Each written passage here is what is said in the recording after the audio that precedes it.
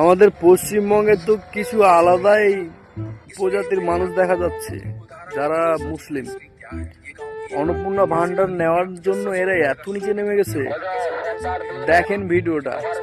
অন্নপূর্ণা যোজনার টাকা না পাওয়ায় স্ত্রী আত্মহত্যা করেছেন, এমন গুজব ছড়িয়ে আত্মহত্যার আসল কারণ ধামাচাপা দেওয়ার অভিযোগ উঠল স্বামীর বিরুদ্ধে। ঘটনায় অভিযুক্ত স্বামী ইনজামামুল হককে গ্রেপ্তার করেছে মালদার গাজল থানার পুলিশ। জানা গেছে, গাজলের কর্কচ অঞ্চলের বাহাচার গ্রামের বাসিন্দা অনিতা খাতুন শনিবার বাড়িতে গলায় দড়ি দিয়ে আত্মহত্যা করেন। পরিবারের তরফে অন্নপূর্ণা যোজনার টাকা না পাওয়ায় মানসিক অবসাদের কথা বলা হয়েছিল। তবে পুলিশি তদন্তে উঠে আসে পণের দাবিতে দীর্ঘদিন ধরে স্ত্রীর উপর অত্যাচার চালাতেন ইনজামামুল। সেই অত্যাচারেই অনিতা আত্মহত্যা করেন বলে পুলিশের দাবি। রবিবার অভিযুক্তকে মালদা জেলা আদালতে পেশ করা হয়।